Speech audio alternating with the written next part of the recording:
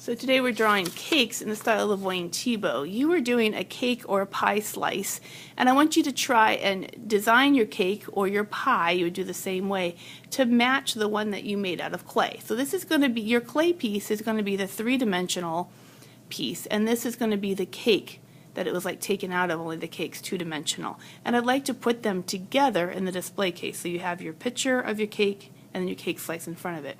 We're going to start with what's called an ellipse, and it's kind of like a flattened oval. And the main focus of your cake, the main focus of your drawing is going to be your cake. So you're going to keep it pretty wide. It's going to take up most of the width of your paper.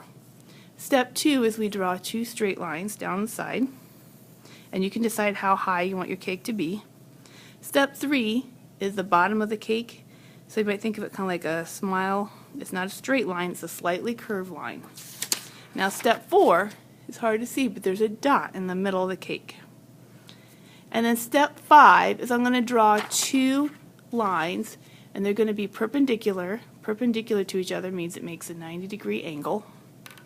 So I'm going to do a perpendicular to the edge of my paper. I'm going to draw a straight line. Or you can think of it as being parallel to this edge. I'm going to draw two lines that are parallel to the edge of my paper.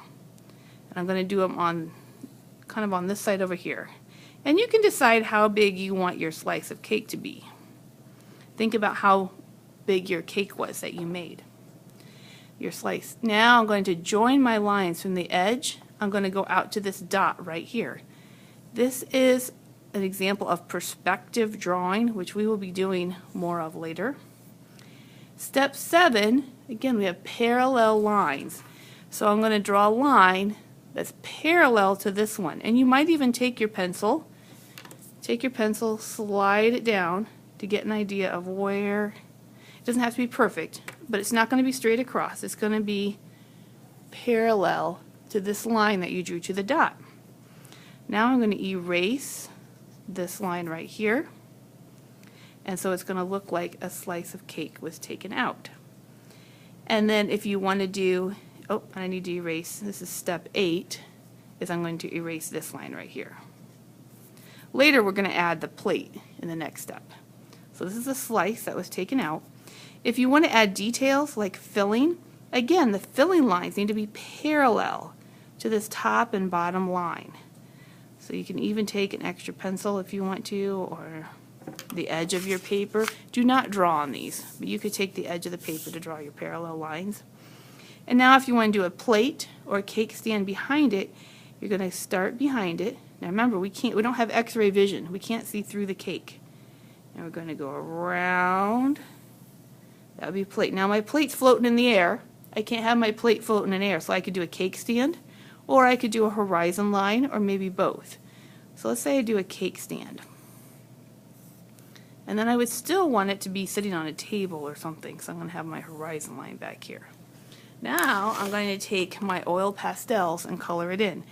And again, think about what color you want to do your slice of cake when you do that, and do it the same color. And so I'm going to outline the outside first with my oil pastel, and then I'm going to color it in. Notice I'm not scribbling like that. Fill it all the way in. Color it in. And then we're going to do what we did this before around Christmas time. We did some shading. So you're going to imagine if a flashlight was going to shine on the cake, what side would the light come in from the flashlight? And you can decide. I'm going to have my flashlight coming in this way. So my flashlight is shining on this side of the cake. So I'm going to go with white right on top of it.